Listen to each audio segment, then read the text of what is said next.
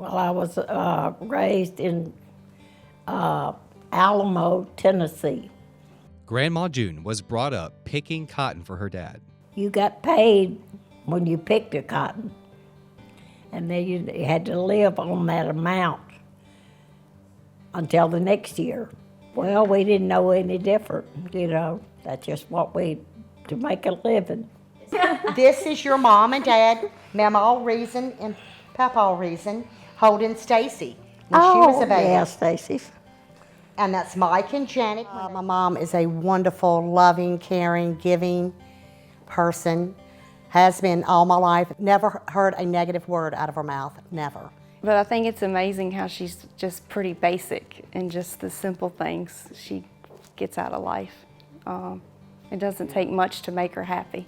Her laugh stands out to me. I love Mama June's laugh. It is unique, and something about it is just, it's so pure and innocent. I just love her laugh. Her life spanning 5 generations. Here's June, Martha, Stacy, Brittany, and Aiden. What's special about your pajamas that Wendy and Andy and the kids gave you? You talking to me? Yeah. Well, see, I thought you was talking to Summer.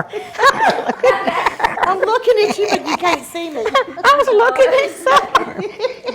I was wondering, it's like, I know she can remember this. She had my name across Embroidery.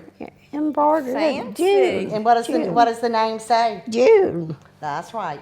She says her parents never used the word love. They never once said, I love you. And I thought that was weird. When I married, all of my husband's family, hug you and say, I love you. And that was a hard thing for me to do because I wasn't brought up like that.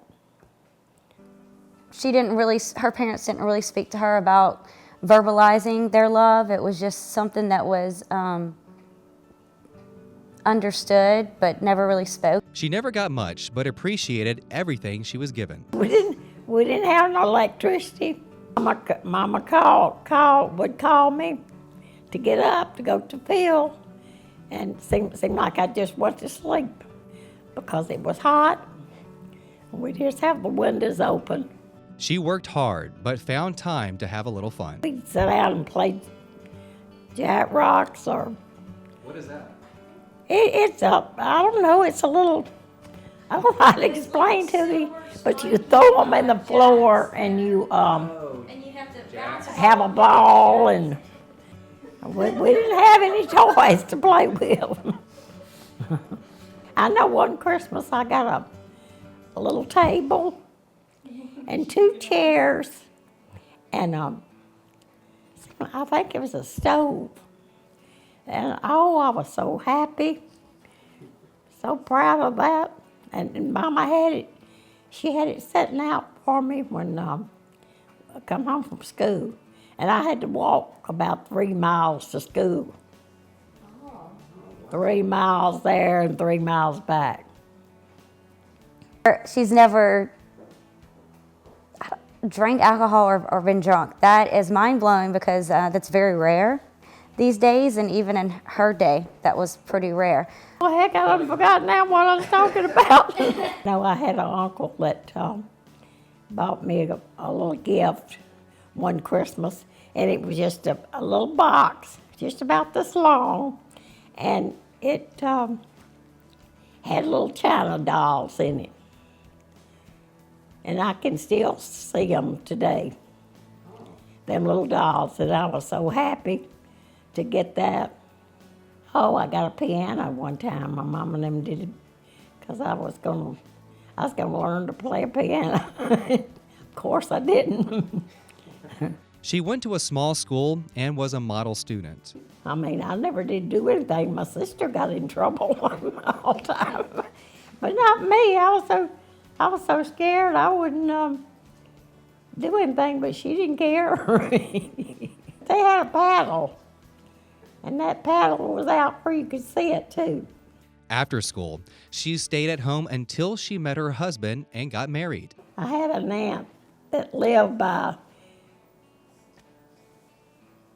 them when they were growing up. They lived neighbors, and she knew John. So she wanted me to meet him. Well, I did. He's the only one I ever went out with, and I married. I thought he was good looking, and but I'll tell you, I hate to tell it, but I slipped off. I told him he'd come one Saturday afternoon. We was going to a movie. Well, I knew better. I wasn't going to tell him. And we went to Corinth, Mississippi, and got married. Well, didn't nobody think we'd ever live together, but I showed him. He lived in just a little old shack, and he was farming. And I always said I would never marry anybody, a farmer, because I hated him. But I did. She made the best homemade biscuits. When you think of Mawma June, you think of sweet tea and her homemade biscuits. Everybody that come to my house wanted biscuit. And most of the time I would cook them some. And my mom always cooked 3 meals a day, home cooked, and made homemade biscuits 3 times a day. And so cousins and sister-in-laws and brother-in-laws, all these people would come just to visit Mama June and Papa John for Mama June's homemade biscuits. Well, I remember my mama was seeing her do it, but you got to learn how the feel of it. Mama had a big old wooden bowl thing that she used, and you put more flour in there than what you use, and you make you a hole in that flour. Don't make it thick enough, or your milk will run through and mess up all your flour. So you got to pack that flour around there, and then put your milk and your cooking oil or shortening, whatever you use, in there, and work it. I've done it with my hand. Lay it down and roll them out. And I cut them out. I cut my biscuits out and baked them. All the gravy, you just put some grease and a little flour. Don't take much flour. And put salt, pepper, and then when it browns, the flour browns, you pour some water in it, a little water, until it's kind of thick, but not real thick. Thicken it a little bit. And that was a brown gravy. I love that. After a few years on the farm, she and her husband moved to Baton Rouge, Louisiana. He started driving, hauling watermelons, buying watermelons and selling them. I get to thinking sometime, I said, now if I hadn't married John, I wouldn't have all these beautiful kids. Her daughter, Kathy, says her mom would tell her to go pick out a switch for punishment. She'd put it on top of the refrigerator. And so we'd get a chair and climb up there and grab the switch off. And that way when she got ready for it, it wouldn't be there. And we used to do that to her all the time. Get that switch and put it up on top of the refrigerator, and then when I'd go to get it, it'd be gone.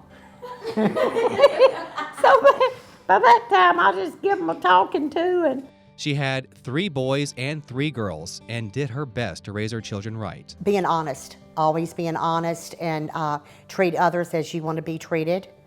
And her and Dad both instilled that in us. All the children as we were growing up. I always taught them to treat people the way they want to be treated. No stealing. I think she proves that it doesn't take much to get by, and it's the simple things in life that make you happy.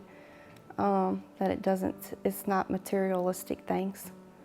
And that when it comes to it, it's just your family.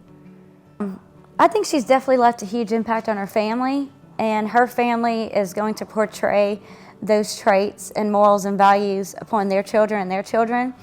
Maybe not as much upon you know, like a whole sense of a community or state or nation, because she's very shy and didn't really get out much or socialize upon like very large, broad settings. But there's no doubt that she has made a huge impact on her children. One thing I've always said, to get along with someone, you've got to be honest. Honest. Each one has got to be honest with one another. And that's one thing I can say I didn't do. I didn't do anything that John didn't know about, anything wrong at all. And that's one thing I always good to say. You've got to be honest with one another. Some of my most memorable memories are Mawma on farm. Like, I always associate her with the farm. We used to raise tomatoes, vegetables of all kinds, and sell them. Where we lived we was on the Walker South Road. We lived there at that time. And I worked out there, and Summer come and helped me a lot. She loved outside and selling when the stuff got ready to sell. Ooh, I get to go sell tomatoes. I remember being 59 cents a pound and getting to go spend time with my mama and papa. But mainly selling things in the garden. They had everything from corn, cucumbers, tomatoes, okra.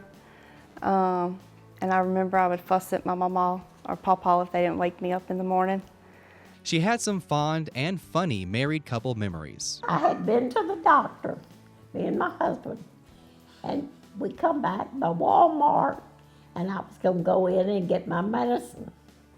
Well, he was trying to find a handicapped parking spot, so he pulled in, and he thought I'd got out of the car, and I had 1 foot out the door, and he kept moving, not fast, to get that parking spot. And my leg was dragging. And I was so embarrassed. It was a lady, she said, "Miss, are you all right?"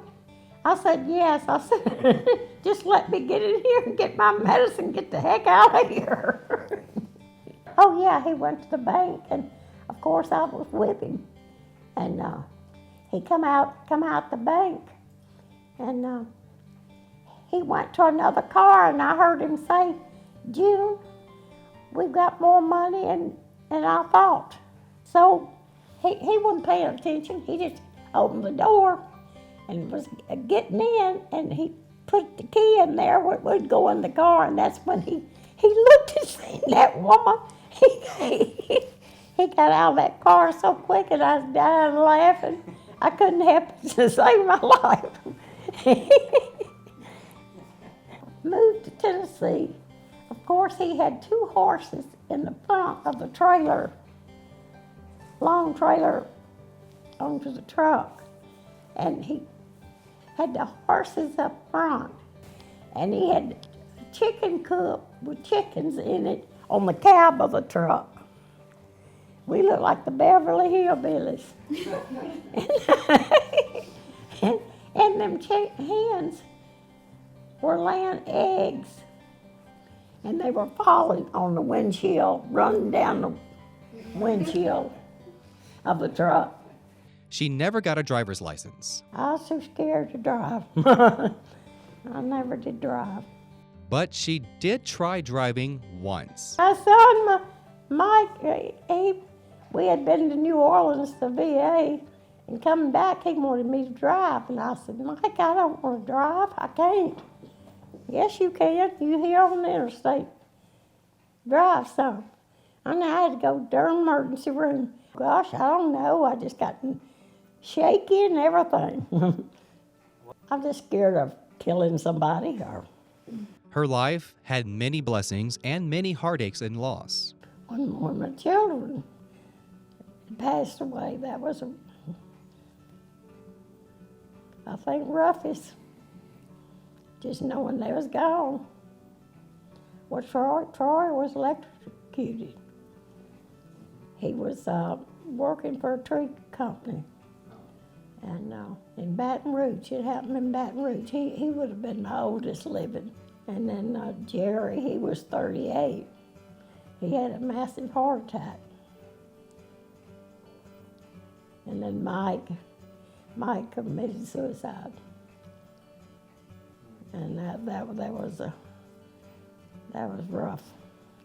I had helped him so many times. I just seen him, it just didn't seem real that it happened. I done a lot of crying, but it didn't do any good. It was done happen. But I just wondered why. Despite the extremely difficult times, she persevered and got through it and helped others get through it too. Her strength through tragedies, I think all of us agree on that.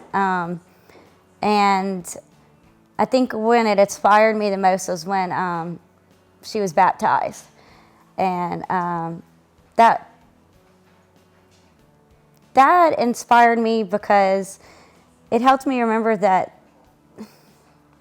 you can make it through hard times, even when it seems like things that are undeserving happen to you, or when it seems like things couldn't get any worse. And I really believe God has a time, because we have a time to be born, and I think we have a time to go to.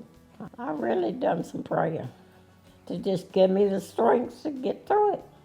She fondly looks back on her 40th wedding anniversary. He always told me, he said, I'm not going to live to be 50, get 50 anniversary. So Martha and all of them got together, and we had the 40th wedding anniversary. And he lived 7 years longer. This is a photo collage of Mawma and Pawpaw's 40th anniversary, which is a very significant. Newspaper article says, couple celebrates 40th anniversary.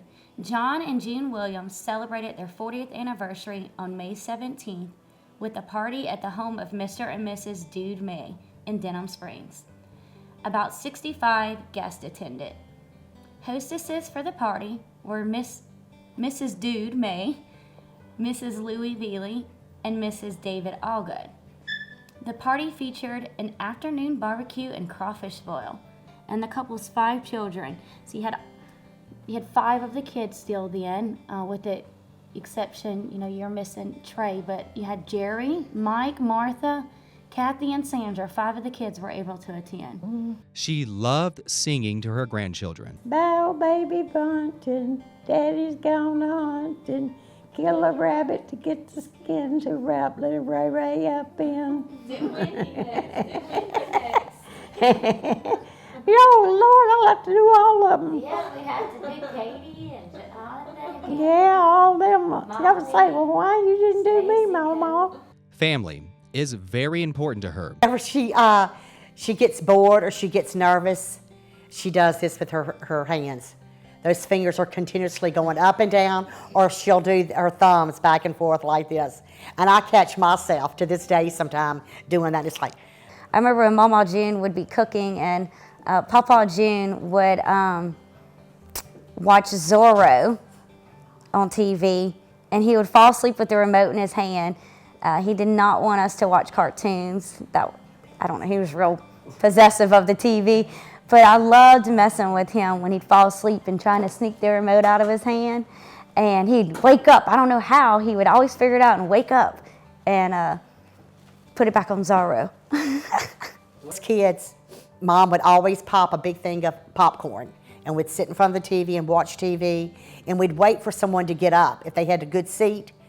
Because not all the time we had a place to sit, so they'd be on the couch or wherever, and Daddy was always in the recliner, and someone would get up, somebody get in. And that's what we would say. Somebody get up, somebody get in, and then we'd fight. No, I said save when I got up. Well, that was just silly things like that we did as kids, but we enjoyed that. The three of us, her and my pawpaw and me playing this game, is it this or is it that? One of us she would go hide and we would pick an object and we would have to guess what it is. I think back to her childhood, we would have to be very creative and think of things to play because we were out in the middle of nowhere. And she loves watching her children's children and their children grow in life. June with her 3 daughters, Martha, Sandra, and Kathy. And here's June with her great-grandsons, Aiden and Christian. She has some words of wisdom and advice on life. Kids has got to learn. They can't get everything they want. That's how we was taught. She loves life and knows she's done the best she can while on this world. This is Mom when she was a little girl. These pictures right here. Mama. Let's see Mama. A teenager, little thing. a baby there. 1939. That's Holly when she was like 2 years old. That pretty strawberry blonde hair. This here is Sandra when she was pregnant with Katie, and you remember the baby shower over at But I Martha's? can't see it though. That's who Can't that tell. is. This is you. Look And Christopher. young. He's hot, Mama. Yeah. It's you and Christopher when he was, you remember when y'all were keeping him?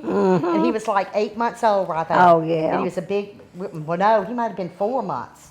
He was big for his age. This is Mike and Janet and Christopher. This here is you and Daddy when y'all lived in the trailer. And you remember I brought y'all a cake? And Oh, it was yeah. for y'all's 25th wedding anniversary. Oh, And we see, thought, boy, that was... See, I don't We thought y'all were remember old, that. but yet y'all were young there. She's a sweet little dog, She loves Mama June. but I wouldn't want one, no. Well, not, Mama, what do you want us to think of you as? Do you want us to make biscuits to remember you? Or have a Yeah. tree? Make me some biscuit and gravy. and some gravy. Leave them out on your birthday under the fireplace like Santa Claus? Mm-hmm. And sing songs and play Sing games. songs. Well, I don't know. I enjoyed my life, even though I had 6 children, but they was taken care of. They might not have had the best, but they didn't go hungry. I can tell you that.